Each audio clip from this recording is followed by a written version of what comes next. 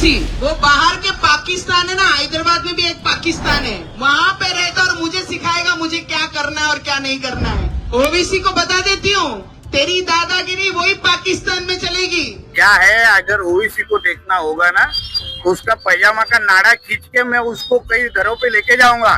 नाड़े की बात कर रहे हैं? अरे ओवैसी जी के नाड़े के बराबर तो तुम्हारी हाइट है, हाँ? उनके नजदीक नहीं जाना।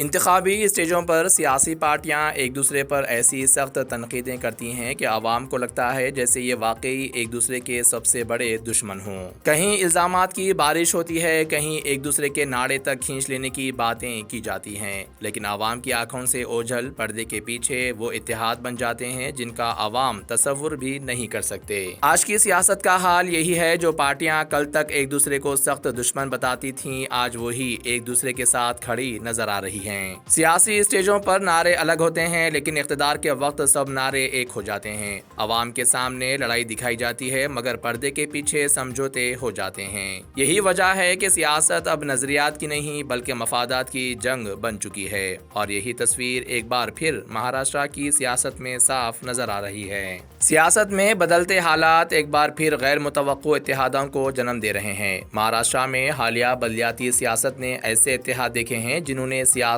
हलकों में सबको हैरान कर दिया।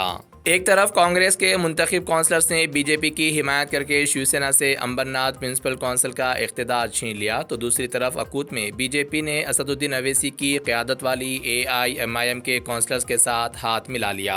अकूत म्युनिसिपल काउंसिल में बीजेपी अक्सरियत हासिल करने में नाकाम रही थी। इसके बावजूद बीजेपी की माया धोले को सदर मुंतखब कर लिया गया।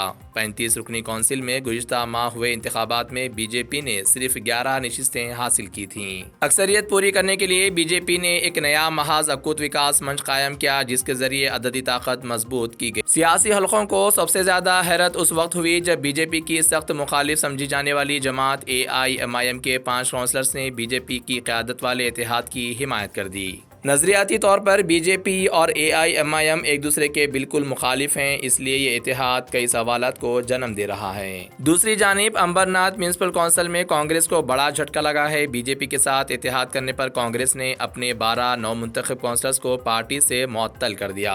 अब सबकी नजरें इस बात पर हैं कि AIMIM अपनी जमात के काउंसलर्स के बीजेपी के साथ जाने पर क्या कदम उठाती है।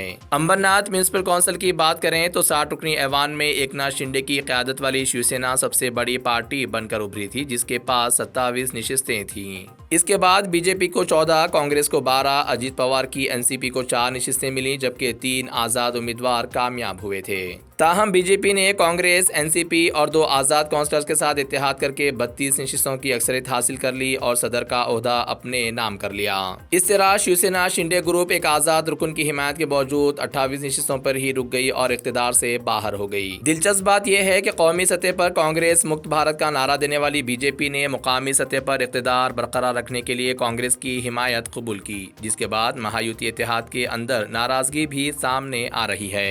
अब सियासी मुबस्सिरीन की नजरें इस बात पर जमी हुई हैं कि यह गैर फितरी इत्तेहाद जमीनी सतह पर किस हद तक कामयाब रहते हैं और बीजेपी क़यादत किस तरह मुकामी सियासी मजबूरियों और कौमी सियासी पैगाम के दरमियान तवाज़ुन कायम करती है। मज़ीद खबरों के लिए हमारे चैनल मुंसिफ न्यूज़ 24x7 को देखते रहिए। अगर वीडियो अच्छी लगी तो लाइक करें, शेयर करें और चैनल को सब्सक्राइब करें।